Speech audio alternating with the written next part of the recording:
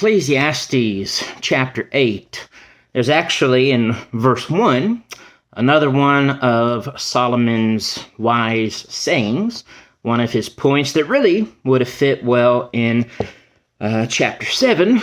So this is another kind of bad chapter break, if you ask me, because Ecclesiastes chapter 8, verse 1 talks about the blessing of wisdom. When it says, "Who is like a wise man, and who knows the interpretation of a thing? A man's wisdom makes his face shine, and the sternness or the hardness of his face is changed." Now, some versions interpret that last line a little bit differently. Some versions, like the one that I just read, the New King James and even the ESV, talk about the sternness or the hardness of his face is changed. Some versions word it a little differently, that the strength of his face is increased, is doubled. I mean, either way you look at it, I think it's really referring to the blessing of wisdom. That when we have wisdom, when we're walking in wisdom, truly, that is a blessing, and it is going to shine. It is going to have a positive effect in our life, in our countenance. And so again, a reminder that we need to be walking by wisdom. And in that wisdom, here is something we need to consider when it comes to the rulers, comes to what God expects of us with the rulers in this world. Solomon says, "I say, keep the king's commandment for the sake of your oath to God." Some versions actually read that, "Keep the king's commandment for God's oath to him."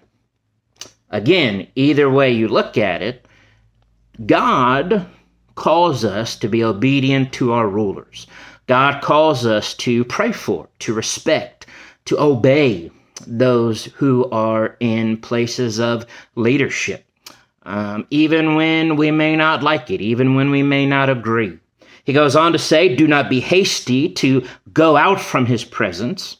Do not take your stand for an evil thing, for he does whatever he pleases." I mean, number one, we don't need to be doing anything evil in the first place, because we're to be living in the righteousness of God. Also, if we do an evil thing, we're going to be punished, not only by God, but we will be punished by the rulers of the land.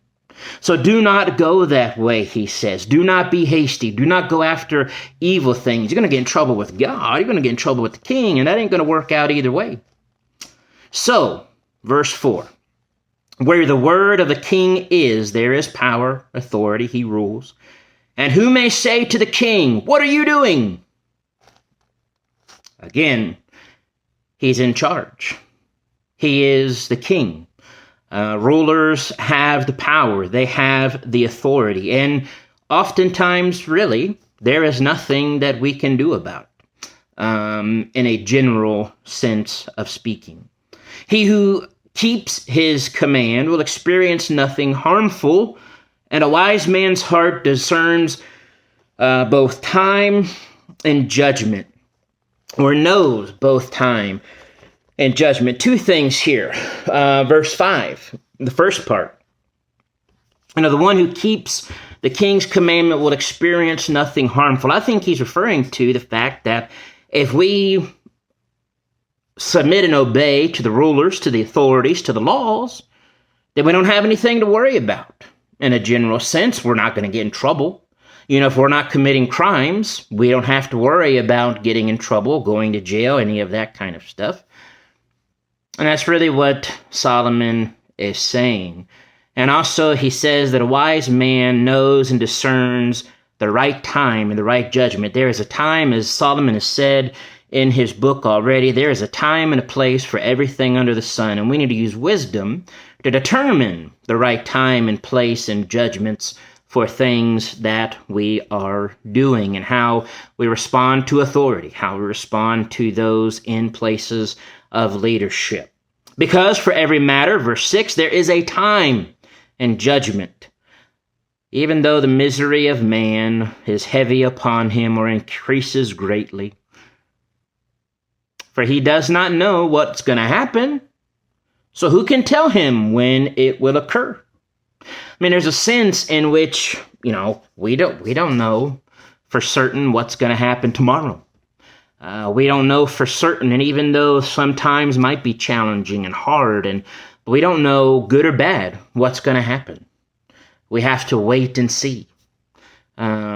He says, and then, or he reminds us, verse 8, no one has power over the Spirit to retain the Spirit, and no one has power in the day of death. I mean, none of us have power over death. None of us can even keep ourselves from dying when that time comes. And there is no release from that war, or no release from war, he says, depending on your translation. And wickedness will not deliver those who are given to it, he says.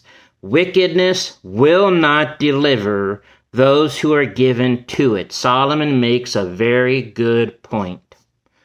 Wickedness, sin, will not deliver us from death. And it certainly will not deliver us from the judgment and wrath of God if we continue in it. All this, he says, verse 9, all this I have seen, and applied my heart to every work that is done under the sun. There is a time in which one man rules over another to his own hurt, or to his hurt. There is a sense, and I think maybe what Solomon is referring to here is that, sometimes there are bad kings, sometimes there are bad rulers, and bad things happen. But our job is to serve God. And in serving God, to serve the king, and to be obedient and respectful. He goes on in verse 10 to begin to talk about, again, as he's mentioned before, about how death happens to all of us. And even though, it happens at times in this world, as he says here, let's just read it. Then I saw the wicked buried, who had come and gone from the place of holiness, and they were forgotten in the city where they had done so. Some versions actually say they had been praised in the city where they had done so. But either way, it's vanity. They're dead and are going to answer to God.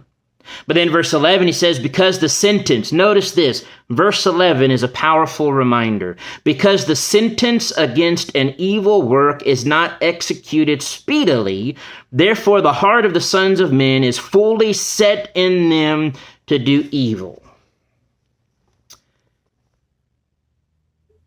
Because the punishment and judgment for sin is not immediate, well, then people just keep on sinning and doing whatever they want because they can get away with it.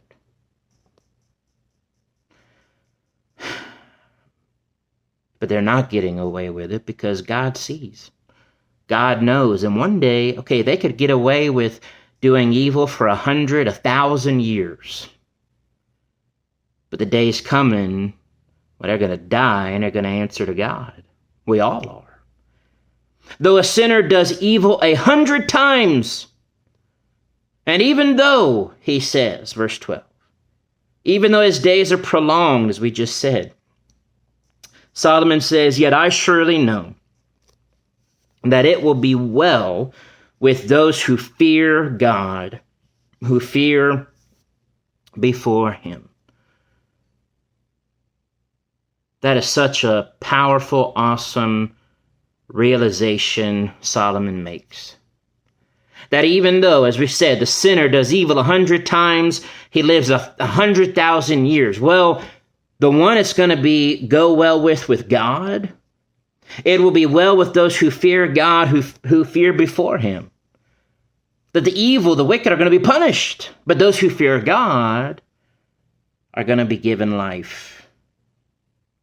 Because verse 13, it will not be well with the wicked, nor will he prolong his days, which are as a shadow, because he does not fear before God.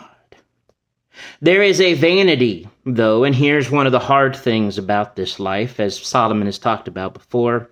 There is a vanity which occurs on the earth. There are just men to whom it happens according to the work of the wicked. And again, there are wicked men to whom it happens according to the work of the righteous. I said that this is also vanity. What's he talking about? I think he's saying, there, as he has mentioned before, that the just, the righteous, those who are doing good, sometimes suffer bad things in this life, things you would expect to happen to people who are doing evil.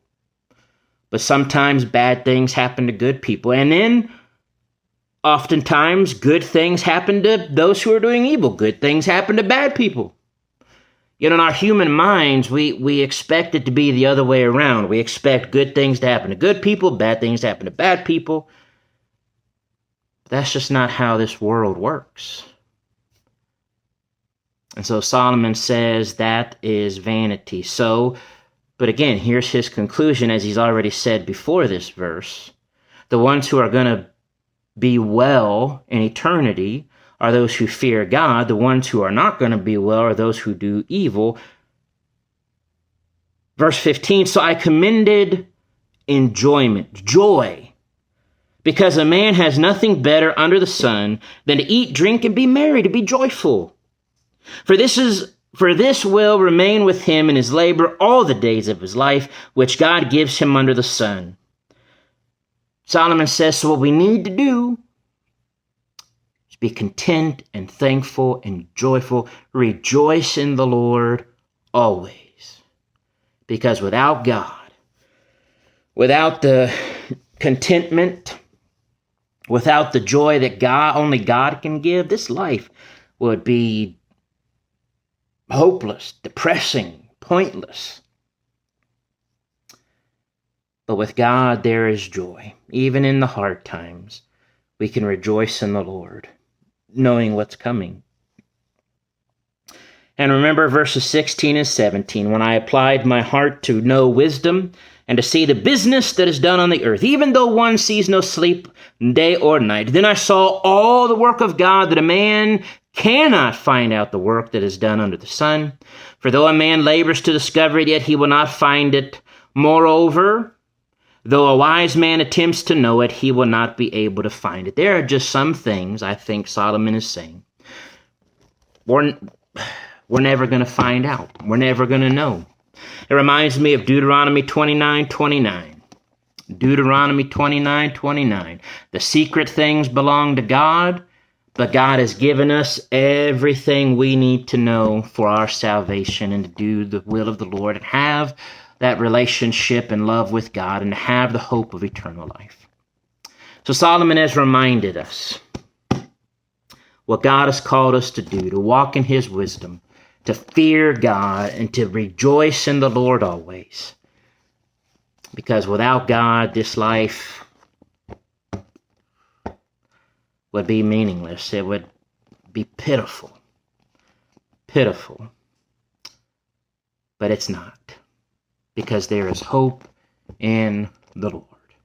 So let's make sure we're continuing to walk in the wisdom of God, fearing God, keeping his commandments, being content, rejoicing in the Lord, trusting in the Lord through it all, good or bad, and looking forward to that day when we can be with him in heaven. God bless.